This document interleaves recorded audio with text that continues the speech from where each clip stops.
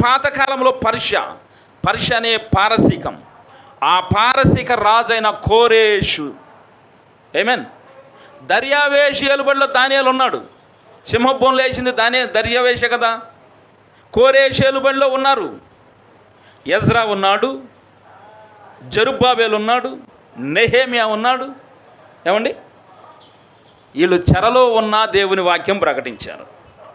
మనము శ్రమలో ఉన్న దేవుని వాక్యం చెప్పాలి. స్తోత్రం. మనం ఎన్ని బాధల్లో ఉన్నా, మనం ఎన్ని శ్రమల్లో ఉన్నా, మనకి తినటానికి తిండి లేకపోయినా దేవుని గురించి ఇతరులకు చెప్పే అనుభవంలో మనం ఉండాలి. 70 సంవత్సరాలు చెరలో ఉన్నారు యూదులు. చెరలో ఉండి కూడా దానియేలు సింహం వలె బ్రతికాడు. ఆమేన్. రాజు నెబుకద్నెజరే, రాజు వణికిపోయాడు, రాజు భయపడ్డాడు. కానీ దానియేలు ధైర్యంగా వారికి వాక్కు చెప్పాడు. అందుకు తూర్పు దేశస్థులు అని సంబోధించాడు. మెసపొటేమియా అభివృద్ధి చెందింది కాబట్టి జ్ఞానమునకు పుట్టిల్లది. మెసపొటేమియా అంటే 2 నదుల మధ్య భూభాగం, యూఫ్రటీసు టైగ్రీసు మధ్య విరాజిల్లిన నాగరికత.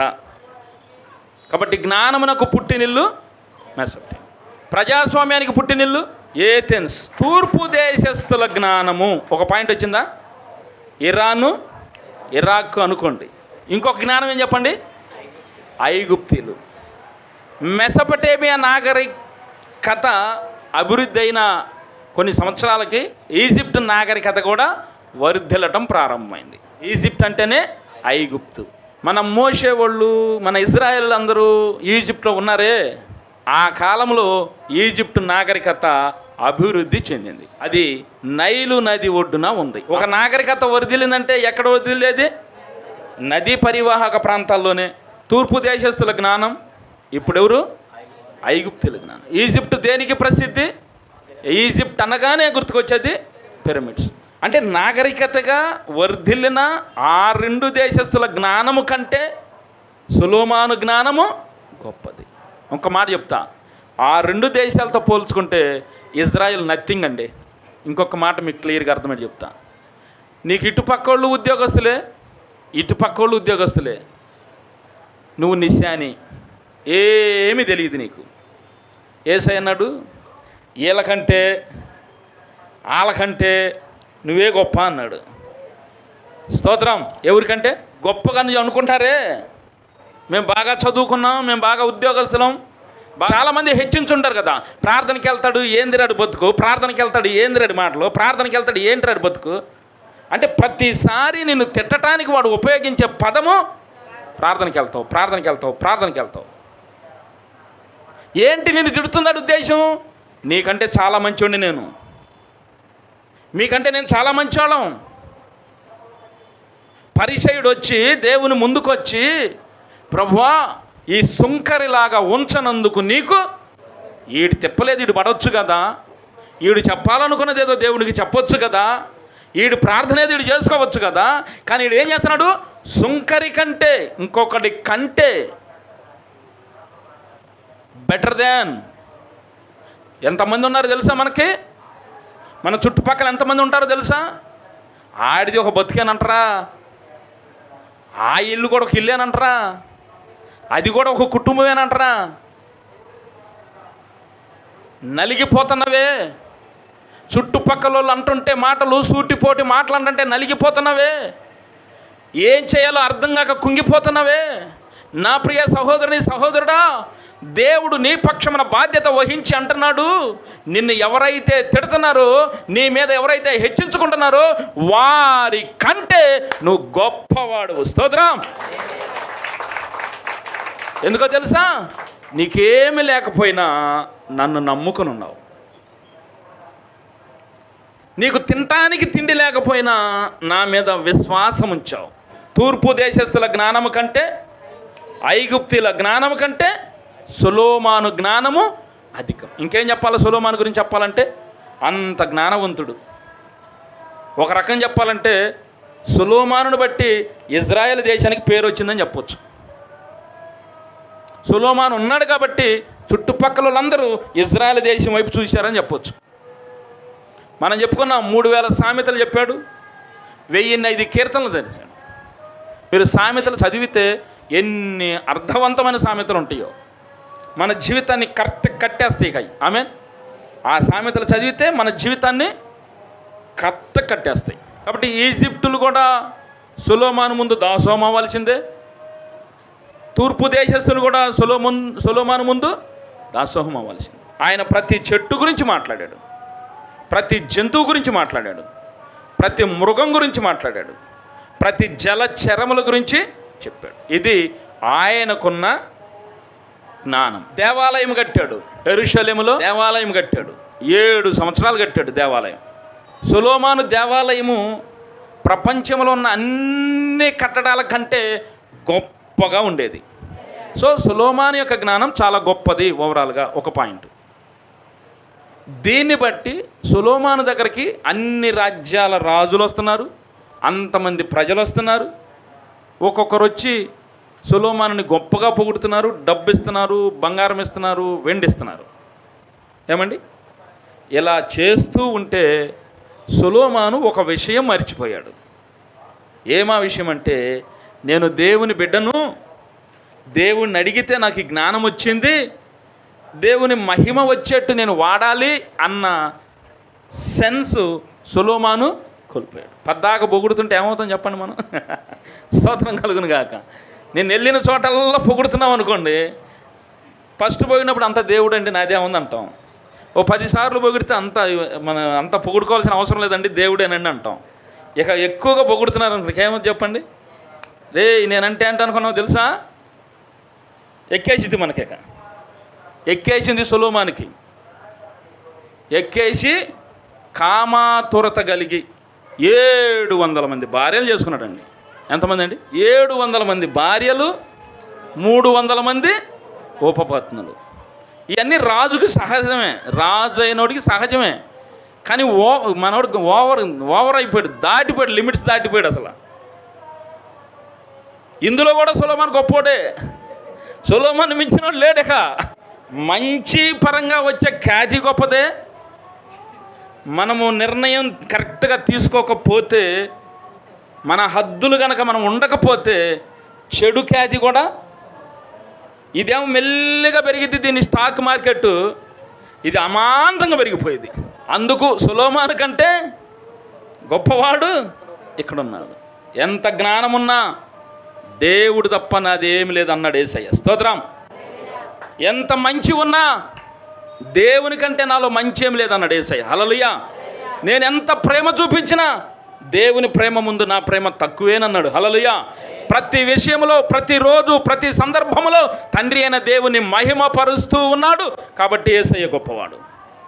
ఈరోజు వాక్యం వింటున్న ప్రియ దేవుని బిడ్డ, నీకున్న జ్ఞానాన్ని బట్టి నువ్వు హెచ్చించుకుంటున్నావా, లేక నీ జ్ఞానమును కలిగిన దాన్ని బట్టి దేవుని మరింత ఘనపరుస్తున్నావా? నీకున్న డబ్బును బట్టి నువ్వు హెచ్చించుకుంటున్నావా, లేదా ఆ డబ్బు ఇచ్చిన దేవుణ్ణి ఘనపరుస్తున్నావా? నీకు ఆయుష్ ఉంది, బలం ఉంది, బలగం ఉంది, నువ్వు పిలిస్తే 100 మంది వస్తారు. నీకు ఏది కలిగి ఉన్నా దేవుని ఘనపరిచే స్వభావం మనకి కావాలి. అప్పుడు మనము దేవుని దృష్టిలో గొప్పవాళ్ళం అవుతాం. స్తోత్రం. జ్ఞానము కలిగి అందరూ పొగుడుతుంటే సొలొమోను శృతి తప్పాడు, హద్దు దాటిపోయాడు. ప్రియులరా, ఆత్మీయ జీవితంలో మనము తెలియకుండానే తొట్టుపడిపోతాం, క్షణంలో జారిపోతాం. మళ్ళీ అది కట్టబడటానికి మన వల్ల కాదు, తిరిగి కట్టుకోలేం. మీకు అర్థమై బాగా చెప్తా. ఫ్లైటు వెళ్తున్నప్పుడు కిందన్న వాళ్ళకి సిగ్నల్ కనెక్ట్ అవుతుంది, వాళ్ళు సజెషన్ ఇస్తారు. లెఫ్ట్కి 30 degrees బెండవు, రైట్కి 10 degrees బెండవు, లేదా స్ట్రైట్గా వెళ్ళు, 90 degree మీద నువ్వు వెళ్ళు అని చెప్తుంటే ఆ టైపులో వాళ్ళు తిప్పుతారు పైలట్. ఇక్కడి నుంచి వెళ్ళే సిగ్నల్స్ కనుక వాళ్ళకి కట్ అయినాయి అంటే ఫ్లైట్ ఏమైపోద్ది? క్రాష్ అయింది, ఒక్కడు కూడా బతకడు. ఆత్మీయ జీవితం అంతకంటే ఎక్కువ సెన్సిటివ్. దేవునికి నీకు అంత సన్నిహిత సంబంధం అంత కరెక్ట్గా ఉండాలి సిగ్నల్స్. నీ ఫోన్ సిగ్నల్స్ లేకపోయినా పర్లేదు, సిగ్నల్స్ వచ్చినప్పుడు మాట్లాడుకోవచ్చు. పైలట్కి సిగ్నల్ తప్పితే ఫ్లైట్ మొత్తం ఫెయిల్ అయిపోతాయి.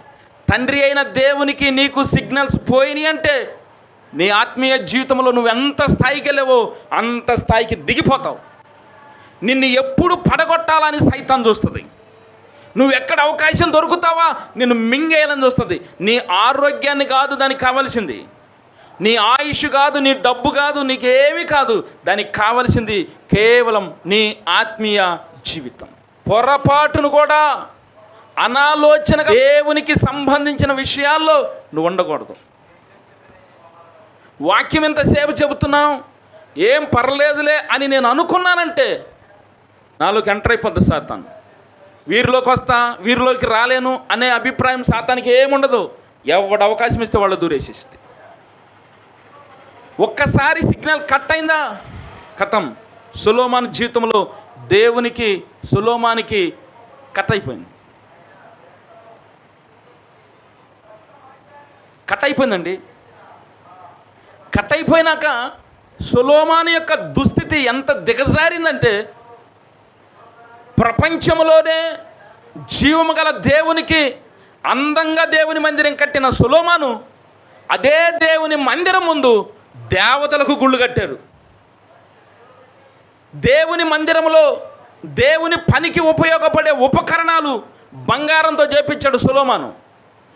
ఆ ఉపకరణాలన్నీ బయటకు తీసుకొచ్చి వాటన్నిటిని మళ్ళీ దేవతా గుళ్ళో ఉపకరణాలుగా మార్చేశాడు. పడిపోయాడు అంటానికి ఇంతకన్నా నిర్వచనం అవసరం లేదు. హీన స్థితికి వెళ్ళిపోయాడు. వాని కడపటి స్థితి మొదటి స్థితి కంటే ఘోరంగా ఉంటుంది. సొలొమోనులో నుండి ఈరోజు దేవుడు నేర్పుతున్న మరొక పాఠం ఏంటంటే, నీకు ఏది కలిగి ఉన్నా అది దేవుడిచ్చాడనేది ఖచ్చితంగా నువ్వు ఫిక్స్ అవ్వాలి. నీకు కలిగి ఉన్న దాన్ని బట్టి నువ్వు హెచ్చించుకోవటం కాదు, దేవునిని బట్టి విధేయత కలిగి ఉండటం నేర్చుకోవాలి. ఈ సూత్రము ఎవరైతే పాటిస్తారో వారు ఆత్మీయంగా ఉన్నతమైన స్థాయిలోకి వెళ్ళిపోతారు. ఈ సూత్రాన్ని ఎవరైతే మిస్ చేసుకుంటారో పాతాళంలోకి, ఎవడు దొక్కడం వల్ల అదో పాతాళానికి, అదో పాతాళాన్ని తొక్కేస్తానంటే ఎవడి వల్ల కాదు. మనం ఎక్కడో మిస్ చేశాం, మనం ఎక్కడో మిస్టేక్ చేశాం, మనం ఎక్కడో మనకి కలిగిన దాన్ని బట్టి హెచ్చించుకున్నాం, మనకు కలిగిన దాన్ని బట్టి ఎదుటోని హీనపరిచాం. పనిష్మెంట్ దేవుడు ఇస్తాడు. స్తోత్రం. అయిపోయింది సొలొమోను చరిత్ర. 700 మంది భార్యలు నాకు అవసరమా? దేవుని సన్నిధిలో ఉన్నప్పుడు సొలొమోను అన్నాడు, అయ్యా ఈ ప్రజలందరూ నీ ప్రజలు, వీరి మీద అధిపతి అయ్యే భాగ్యం నాకు లేదు, కానీ మీ కనికరం చొప్పుననే నాకు ఇచ్చావు. నేను ఎప్పుడు ప్రార్థన చేసినా, నేను ఎక్కడ ఉన్నా నా బాణి ఇదే. ఇప్పుడున్నానంటే నేను చచ్చిపోయేంత వరకు ఇదే బాణి ఉండాలని నా కోసం ప్రార్థన చేయండి. స్తోత్రం. ఎక్కడికైనా నేను హెచ్చించుకోకూడదు. హెచ్చించుకున్నాను అంటే నా పతనం స్టార్ట్ అయినట్టే. మొదట సొలొమోను దేవుణ్ణి అడిగాడు, నాకు జ్ఞానం కావాలని. నువ్వు దేవుణ్ణి ఏం అడుగుతున్నావు? నీ ఆరోగ్యం, నీ డబ్బు, నీ అప్పులు, నీ పాపాలు. ఎప్పుడు పాపాలు ఒప్పుకుంటానే ఉంటాం. ఏమండి, నేను పాపిని, నా పాపాలు క్షమించు, నేను పాపిని, నా పాపాలు క్షమించు. దేవుడు తీసి పక్కన పెట్టవయ్యా, పద్దాగా చెబుతావేంటి? ఏమండి, నువ్వు నిజంగా హార్ట్ఫుల్గా నీ హృదయంలో ఈ తప్పు చేయకూడదని నువ్వు నిర్ణయం తీసుకుని అప్పుడు నా దగ్గరకు రా. నువ్వు నిర్ణయం తీసుకోకుండా ప్రార్థన చేయాలంటే పాపాలు ఒప్పుకోవాలి, ఇది ఒక కాన్సెప్టు. కాబట్టి బట్టి పట్టాం, ప్రభు నన్ను క్షమించు, నేను ఇంకొకళ్ళు అయితే నేను దుర్మార్గురాలి, నేను నీచురాలి, నేను పాపాత్మురాలి, నేను అట్టాడిదాన్ని ఇట్టాడిదాన్ని. ఏమండి, అది కాదు కదా అవసరమైంది. నువ్వు ఖచ్చితంగా నిర్ణయం తీసుకుని ఆ నిర్ణయానికి కట్టుబడి ఇప్పుడు చెప్పు, ప్రభువా ఇప్పుడు వరకు చేశా, ఇక చేయను ప్రభువా, ఈరోజు తాపేస్తున్నా, ఈరోజుతో నేను. దేవుడు సంతోషిస్తాడు. స్తోత్రం. దేవుడు ఆనందిస్తాడు. హల్లెలూయా. ఆ రెప్పపాటే వచ్చి నేను వాటేసుకుంటాడు. ఆ తీర్మానం లేకుండా ప్రభువా నేను ఆ పాపం చేశా, ఈ పాపం చేశా, అట్ట పాపం చేసి, ఇట్ట పాపం చేసి, క్షమించయ్యా క్షమించయ్యా, ఊత దంపుడలే రోజు అదే ప్రార్థన అయితే దేవుడికి బోరు కొట్టిదండి ప్రార్థన. దేవుడు మనల్ని దీవించును గాక. వెళ్ళిపోతున్నాడు సొలొమోను, లోపలికి అగాధములోకి వెళ్ళిపోతున్నాడు. నీకు కూడా తెలియదు ప్రియ దేవుని బిడ్డలారా, ఎంత లోపలికి అగాధములోకి కూరుకుపోతావు. దేవుని సన్నిధిని నిర్లక్ష్యం చేసినా, దేవుని వాక్యమును నిర్లక్ష్యం చేసినా, దేవుని సేవకుల గురించి దుర్భాషలాడినా, దేవుని సేవకుడు ఎదురులేనప్పుడు నానా రకాలైనటువంటి మాటలు మాట్లాడుకుంటాం. ఫోన్లలో సంభాషణ విడిగా మాట్లాడుకుంటాం. దేవుడి సేవకుడు గురించి రకరకాలుగా మాట్లాడుకుంటాం. వాటన్నిటిని చూసి నేను ఎత్తి మీద పోస్తాడు అగ్గిని కుంపటై. అలాగే సేవకులమైన మేము కూడా మీ గురించి ఎవరి గురించి కూడా నేను తప్పుగా మాట్లాడుకోకూడదు. ఆమేన్. అది చూసి కూడా నా నెత్తి మీద కుంపట పోస్తాడు. ఎవరు ఎక్కువ కాదు, ఎవరు తక్కువ కాదు. ఆయనకు లోబడి విధేయత కలిగి నీకున్న పరిస్థితుల్లో కావలసిన జ్ఞానం అడగండి. నీ యజమానికి నీకు పదే పదే గొడవలు అవుతుంటే ఇప్పటి వరకు నీ ఆలోచన ప్రకారం వెళ్ళేవేమో, ఇప్పుడు దేవుని దగ్గర అడగండి, ప్రభువా మా ఇంట్లో గొడవలు లేకుండా సమాధానపరచండి, సఖ్యపరచండి. దేవుడు సంతోషిస్తాడు, దేవుడు ఆశీర్వదిస్తాడు. ఆమేన్. హల్లెలూయా. పడిపోయాడు సొలొమోను, కానీ దేవుడు జ్ఞాపకం చేసుకున్నాడు వాళ్ళ నాన్నను. యాక్చువల్గా సొలొమోను చేసిన పాపాన్ని బట్టి దేవుడు ఈడ్చి తన్ని అవతల పడేయాల. అంత ఘోర పాపం చేశాడు. ఎంత ఘోర పాపం చేశాడు? దేవుడు అన్నాడు, అన్య స్త్రీలను నీవు పెండ్లి చేసుకోవద్దన్నాడు. మొదట రాంగ్ అది. తర్వాత ఆ అన్య స్త్రీలు బలవంతం చేస్తే వాళ్ళ దేవత గుళ్ళు కట్టాడు, రెండవ తప్పు. మూడవది, దేవునికి ఉపయోగపడే ఉపకరణాలు తీసుకెళ్ళి వాటికి ఉపయోగించాడు. నీ దేహమే దేవాలయం. నీ దేవాలయంలో దేవుని పనికి వచ్చే ఉపకరణాలు ఉన్నాయి. ఆ ఉపకరణాలను నువ్వు లోక సంబంధమైన శరీర పాపాలకు వాడుతున్నావంటే సొలొమోను చేసిన పాపానికి నువ్వు చేసిన పాపానికి పెద్ద వ్యత్యాసమే లేదు. ఈ దేహము దేవాలయము, దేవాలయంలో ఉపకరణాలు, దేవునికి ఉపయోగపడే ఉపకరణాలు ఉన్నాయి. ఈ ఉపకరణాలతో నువ్వు కనుక పాపము చేస్తే సొలొమోను చేసిన పాపమే నువ్వు చేసినట్టు. వదిలిపెట్టేసాడు కొన్ని సంవత్సరాలు సొలొమోను దేవుడు. అయిపోయింది. సొలొమోను అదో పాతాళానికి వెళ్ళిపోయాడు. కానీ దేవుడు జ్ఞాపకం చేసుకున్నాడు. స్తోత్రం. ఎవరిని బట్టి? వాళ్ళ తండ్రి అయిన దావీదుని బట్టి. నువ్వు పాపంలో పడిపోతున్నావు, నువ్వు పాపంలో శోధింపడుతున్నావు, నువ్వు ఒంటరిగా ఉన్న లైఫ్లో నీవు ఆదివారం నుంచి మళ్ళీ ఆదివారం లోపు ఎన్నో రకాల శోధనలో పడిపోతున్నావు, ఎన్నో తప్పులు చేస్తున్నావు. కానీ నిన్ను మళ్ళీ ఆదివారం తీసుకొచ్చి మందిరంలో కూర్చోబెడుతున్నాడు. ఎందుకో తెలుసా? నీ ఆత్మీయ తండ్రిని దేవుడు జ్ఞాపకం చేసుకుంటాడు. స్తోత్రం. హల్లెలూయా. నీ ఆత్మీయ తండ్రిని జ్ఞాపకం చేసుకుని నువ్వు ఎన్ని రకాల శోధనలో పడిపోయినా, ఎన్ని రకాలుగా నువ్వు దేవునికి వ్యతిరేకంగా మాట్లాడినా, దేవునికి వ్యతిరేకంగా ఆలోచన చేసినా, నిన్ను బలపరిచి తీసుకొచ్చి మందిరంలో కూర్చోబెడుతున్నాడు. కారణం ఆత్మీయ తండ్రి. ఆమేన్. మనము పిల్లలకి కొంత డబ్బు దాస్తాం, బ్యాంకులోనో ఏమండి పొలాలు కొనో స్థలాలు కొనో దాస్తాం. మనకు ఒక రకమైన తృప్తి, నా బిడ్డలకు నేను సంపాదించానని. బిడ్డలు ఏమీ బాధ్యత లేకుండా ఎట్లా పడితే అట్లా తిరుగుతా కూడా వాళ్ళకు ఒక ధైర్యం ఏంటంటే మా అమ్మా నాన్న నాకు సమకూర్చి పెట్టారు. ఆత్మీయ జీవితంలో నీకు కొంత సంపాదించే తండ్రి కావాలి. భౌతిక సంబంధమైన జీవితంలో దాచిపెట్టాడు, ఓకే. ఇల్లు దాచిపెట్టాడు, డబ్బు దాచిపెట్టాడు, బంగారం దాచిపెట్టాడు, నీకు ప్రొటెక్షన్ ఇచ్చాడు, అంతా ఓకే. మరి ఆత్మీయ జీవితంలో నీకు కొంత ధనము దాయాలి, ఆత్మ సంబంధమైన ధనం. సొలొమోనుకు దావీదు దాచాడు, నీకెవరు దాచారు? దేన్ని చూసి నిన్ను కరుణించాలి దేవుడు? దేన్ని చూసి నువ్వు పాపంలో పడిపోతే నిన్ను ఆదరించాలి, నిన్ను బలపరచాలి, నిన్ను తీసుకురావాలి. ఎక్కడికో పారిపోయిన నిన్ను తీసుకొచ్చి ఆయన దగ్గర కూర్చోబెట్టుకోవాలి. నిన్ను మళ్ళీ మళ్ళీ మళ్ళీ మళ్ళీ ఎతికి ఎతికి ఎతికి తీసుకొచ్చి ఆయన పక్కన కూర్చోబెడుతున్నాడు అంటే నీ కొరకు ఆత్మ సంబంధమైన పెట్టుబడి పెట్టేవారు ఒకరు కావాలి. సొలొమోనుకు దావీదు, దావీదుకు అబ్రహాం. కనుక దేవుడు జ్ఞానం ఇచ్చి నీ తరతరాలు నేను ఆశీర్వదిస్తాను, నువ్వు ధనము సంపాదించు, ధనము సంపాదించు, ధనము సంపాదించు. భూలోకంలో నువ్వు ధనము దాచుకోవద్దు, అది సిమెంట్లు కొట్టేస్తే తుప్పు పట్టేసిద్ది. నువ్వు విపరీతంగా దాచేసావంటే, ఇప్పుడు మొదలేశారు, నువ్వు విపరీతంగా దాచావంటే ఖచ్చితంగా నీ సొమ్ము నువ్వు తినవు, ఎవడో తింటాడని. అది యేసయ్య ఎప్పుడో చెప్పాడు అన్నమాట. ఏమండి, భూలోకంలో డబ్బు దాచుకుంటే అది ఏదో ఒక రకంగా పాడైపోతాయి. కానీ పరలోకములో ధనమును సమకూర్చుకుంటే నీ తర్వాత తరము వారు ఆశీర్వదింపబడతారు. ప్రతి మాట లోతుగా ఉంటుంది, క్లారిటీగా తెలుసుకోవాలి దాని గురించి. మన ఆత్మీయ జీవితంలో పడిపోమా? మనం ఎన్ని రకాల మాటలు మాట్లాడతాం? హృదయంలో ఒక్కొక్కరిని చూసి మనం హెచ్చించుకుంటామా? గర్వపడతామా? మనం చేసే అన్ని దోషాలే, కానీ పైకి మాత్రం మళ్ళీ మంచి వాళ్ళంగా కనపడతాం. అయినా కనికరించి మళ్ళీ నేను తీసుకొచ్చి కూర్చోబెడుతున్నాడు. కారణం యేసుక్రీస్తు ప్రభుల వారు నీ కోసం నా కోసం ఆయన పెట్టాల్సిన పెట్టుబడి అంతా పెట్టేశాడు. స్తోత్రం, హల్లెలూయా, హల్లెలూయా. ఆయన పెట్టుబడిలో నుంచి కొంత తీసి నీ అక్కర తీరుస్తున్నాడండి. నీకు ₹1,00,000 అవసరమైనవి, మీ నాన్న బ్యాంకులో ₹1,00,000 10 లక్షలు వేసాడు, పీకల మీద ఉంది, ఆ ₹1,00,000 తీసుకుని కడుతున్నావు. సొలొమోను పాపం చేసి ఆత్మీయ జీవితంలో మొత్తం నష్టపోయాడు, దరిద్రుడైపోయాడు.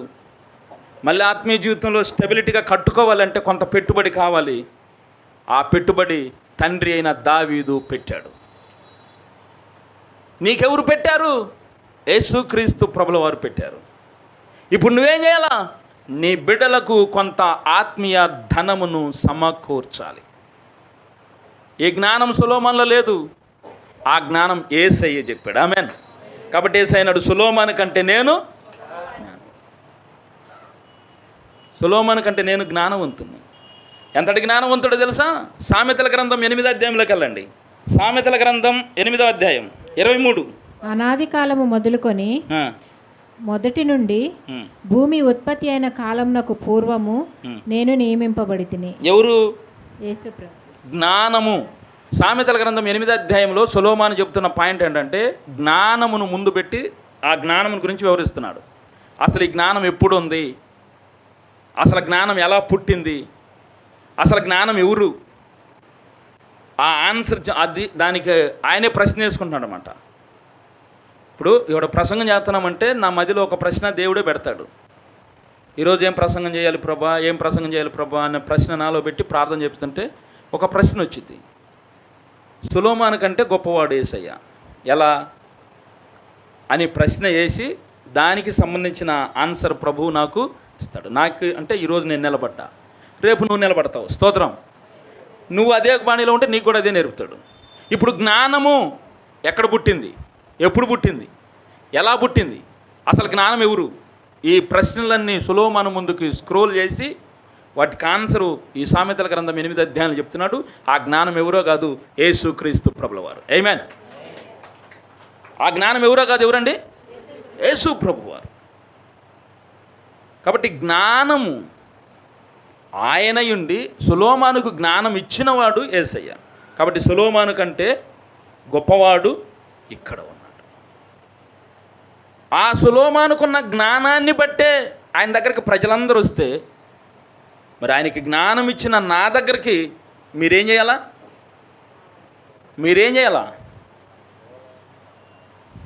సొలొమోనుకి కొంత జ్ఞానం ఉందండి, అది మనకు చాలా గొప్పగా కనపడుతుంది.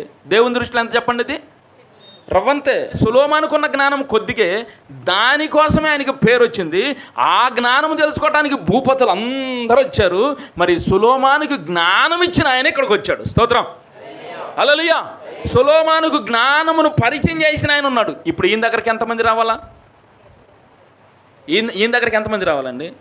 నీ ఉద్దేశం ఏంటంటే, దేవా నువ్వు నా దగ్గరికి రా, నాకు వెలిగి, నాకు డబ్బి, నాకు పేరి, నన్ను గొప్ప చేయి, నా బాధలను తీసేయి, నా అప్పులను తీసేయి. ఇదే భజన అనేది. కానీ నువ్వేం చేయాలా? దేవుని దగ్గరికి వెళ్తా, స్తోత్రం, దేవుని దగ్గర కూర్చుంటా, స్తోత్రం, దేవుని బతిమలాడుకుంటా, దేవుని జ్ఞానము కాస్తో కోస్తో కొంత నేను సంపాదించుకుంటా. కనుక సొలొమోను కంటే గొప్పవాడు ఇక్కడ ఉన్నాడు. ఎన్నింట్లో అంటే అన్నింటిలోనూ.